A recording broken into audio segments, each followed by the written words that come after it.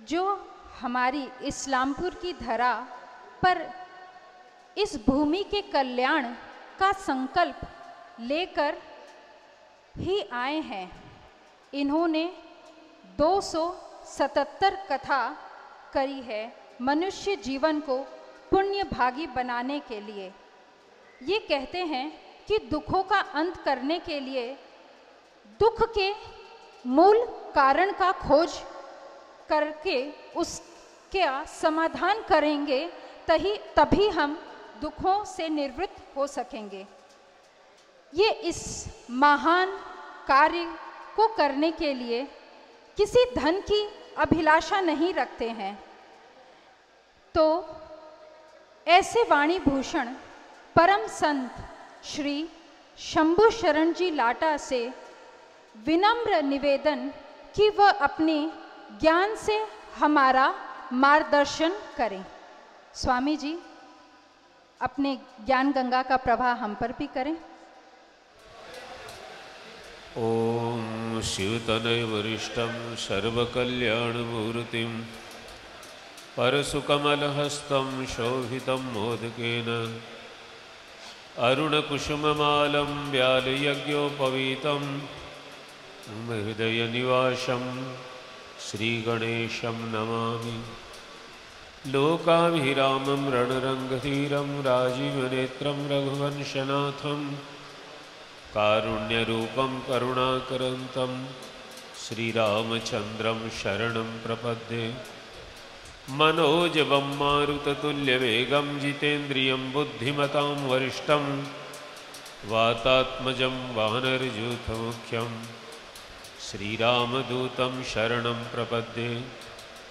ध्याये नित्यं महेशं रजतगिरिनिभं चारुचन्द्रावतंसं रत्नाकल्पोज्ज्वलाङ्गं परशुमृगवरा भीतिहस्तं प्रसन्नं पद्मासीनं समन्तास्तुतिममरगणैः व्याघ्रकीर्तिं वशानं विश्वाद्यं विश्ववन्द्यं निखिलभयहरं पंचवक्त्रं त्रिनेत्रं।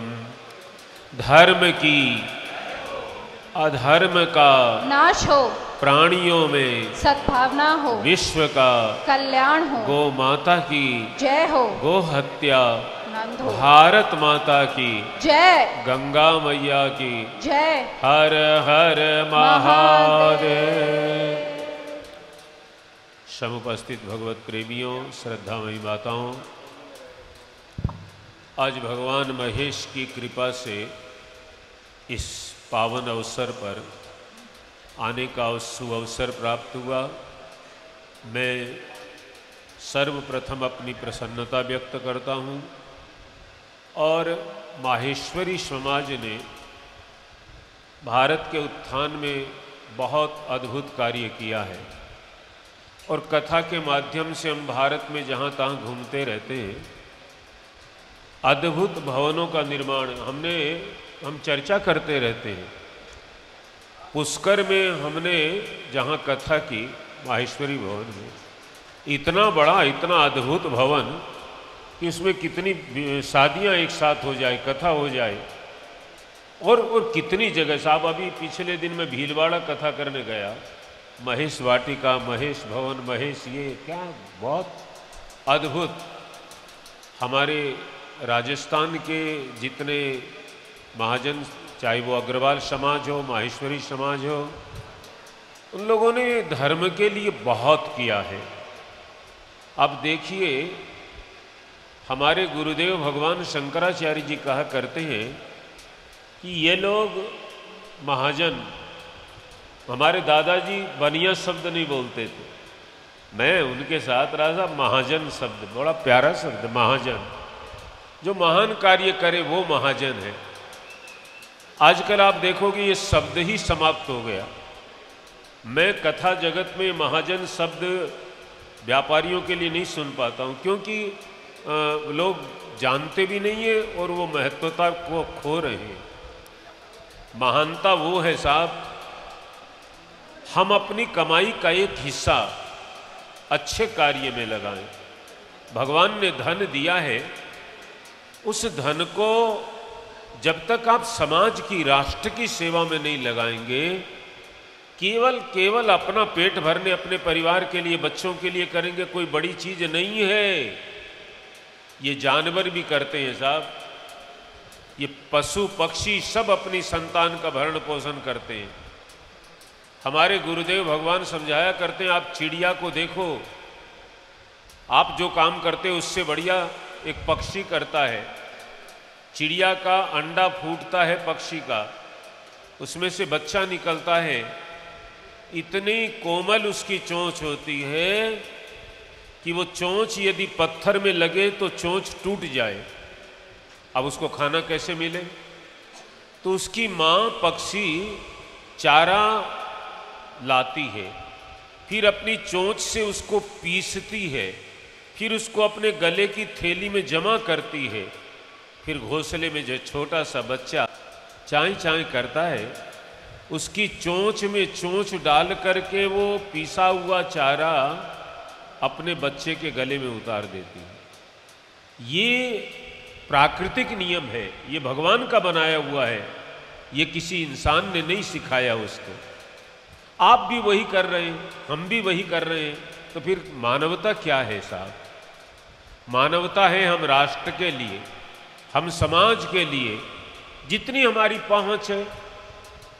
मैं तो कहा करता हूं कि मनुष्य शरीर तभी सफल होगा जब आप सबसे पहले प्रभु सेवा करो। पहला काम भगवान की सेवा करो, उससे आपकी बुद्धि पवित्र होगी, आपका व्यापार पवित्र होगा, आपको सुख मिलेगा, शांति मिलेगी। जो चीज कहीं नहीं मिली है वो प्रभु की सेवा से प्राप्त होगी। अच्छा, प्रभु की सेवा से समय निकालो तो परिवार की सेवा करो। प्रभु के बाद परिवार साहब, जो हमारे रिश्तेदार हैं, परिवार हैं, जो हमारे शरीर से जुड़े हैं, पत्नी है, पुत्र है, माता है, पिता है, ताऊ, चाचा, मामा, फूफा, मौसा, जो जो हमारे परिवार। आजकल का परिवार तो मैं और मेरी वाइफ, इतना छोटा सा संकीर्ण भाव हो गया। कोई पूछे परिवार, एक बालक आया हमारे पास, बहुत पढ़ा लिखा, बड़ी बड़ी बातें कर रहा था, तो मेरे पास आया एक दिन कथा में, कहने लगा गुरुजी ये मेरा परिवार है।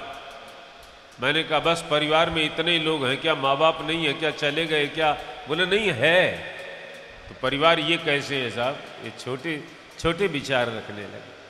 तो प्रभु सेवा से समय निकाल कर परिवार की सेवा करो, और परिवार की सेवा के बाद समय निकले तो साहब आप पड़ोसी की सेवा करो।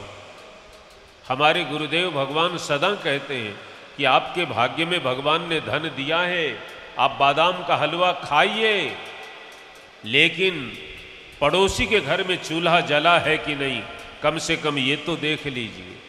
पड़ोसी की सेवा करो साहब। फिर जिस प्रदेश में आपने कमाई की है, जहां आप रहते हैं, आप बंगाल में रहते हैं, आप इस्लामपुर में रहते हैं, आप जहां रहते हैं, भले कोई राजस्थान से आया, कोई हरियाणा से आया, कोई गुजरात से आया, लेकिन जहां जहां हमने कमाई की उस प्रदेश के लिए हमको करना चाहिए। पहले हमको काशी में जाकर धर्मशाला बनाने की आवश्यकता नहीं है, पहले हमको वृंदावन में जाकर के वहां कुछ करने, पहले हम अपने प्रदेश में करें, हम जहां रहते हैं वहां करें। उसके बाद आपके पास धन बचे, समय बचे, तो पूरे प्रपंच, पूरे राष्ट्र की सेवा करें। राष्ट्र के बाद बचे तो सारे विश्व की सेवा करें। ये एक क्रम है हम। और मेरे भाई बहन, अच्छा संजोग है, बहुत दिनों से कोरोना काल के कारण कथा अवरुद्ध हो रही थी, मन भी भारी था, कथा नहीं दे पा रहे थे। बीच में एक आयोजन हमने रखा अपनी इच्छा से। फिर आपके यहाँ इस्लामपुर के बालक कुछ हमसे बहुत सीधे जुड़े हुए हैं, उनका आग्रह था कथा की जाए, तो मेरी भी इच्छा थी कि एक लंबा काल कथा के लिए मिले, ताकि मेरे को जितनी स्मृति में आए उसका विस्तार किया जाए। 9 दिन की कथा में तो भागदौड़ रहती, ये पूरा करो, ये पूरा करो, और हम लोग तो साहब भगवान महेश के उपासक हैं, बचपन से शिव उपासक हैं। तो श्रावण मास को मैंने पहले भी एक बार चुना। एक आश्रम में माता जी हमारी, अब तो चली गई भगवान के, गिरिडीह वाली माता जी, उनके यहाँ 1 महीने की कथा की मैंने श्रावण में। एक बार हुई है केवल। अब की दूसरे बार का ये जो मौका है ये आपको इस्लाम पूर्व के लिए प्राप्त होने जा रहा है। और पूरे श्रावण गुरु पूर्णिमा से लेकर के रक्षा पूर्णिमा तक आपके यहाँ भगवान की चर्चा होगी, रुद्राभिषेक के बारे में, भगवान शंकर क्या कर सकते हैं, श्रावण में शिव उपासना का क्या महत्व है। साहब आप रामचरितमानस, अभी मैं बैठा था विचार कर रहा था कि रामचरितमानस में महेश शब्द कितनी बार आया। गजब है साहब, मैं आपको सचेत करता रहूंगा। लेकिन मानस की रचना जब की है तो पहला शब्द शिव नहीं है, महादेव नहीं है, शंभु नहीं है, शंकर नहीं है। गोस्वामी जी कहते हैं रचि महेश निज मानस राखा। महेश ने मानस की रचना की, अपने हृदय में धारण किया। और जब पार्वती जी से बात करते हैं, सती से बात करते हैं, तो बोले बिहसी महेश, हंसकर के महेश शब्द बहुत बहुत मैं अभी देख रहा था, बहुत जैसे जैसे मेरी स्मृति में आएगा मैं कथा के माध्यम से। और शिव आराधना के बिना काम चलेगा नहीं। आप किसी की भी आराधना करो, रामायण तो राम जी का ग्रंथ है, लेकिन उसमें एक चौपाई लिखी है, इच्छित फल बिनु शिव अवराधे, लहहीन कोटि जोग जप साधे। इच्छित फल की प्राप्ति शिव की आराधना से होती है। शिव की आराधना के बिना मन चाह फल मिलता नहीं, देर लगती है। और शिव में तो वो शक्ति है कि जो भाग्य बदल देते हैं। साहब ये श्रावण का महीना भगवान महादेव की, महेश की आराधना का पर्व है। हम लोग सब मिलकर के यहाँ आनंद लेंगे राम कथा के साथ। और भी भिन्न भिन्न प्रसंग जो मेरे चित्त में हैं आते रहेंगे। मैं उनके विस्तार के साथ आपके साथ प्रतिदिन उपस्थित होकर हम लोग राम कथा गंगा में गोते लगाएंगे। ऐसा सुअवसर आपको प्राप्त हो रहा है। इसी के साथ मैं अपनी वाणी को विराम दूं। धर्म की जय हो, अधर्म का नाश हो, प्राणियों में सद्भावना हो, विश्व का कल्याण हो, गौ माता की जय हो, गो हत्या बंद हो, भारत माता की जय, गंगा मैया की जय, जगत गुरु शंकराचार्य भगवान की जय। हर हर महादेव।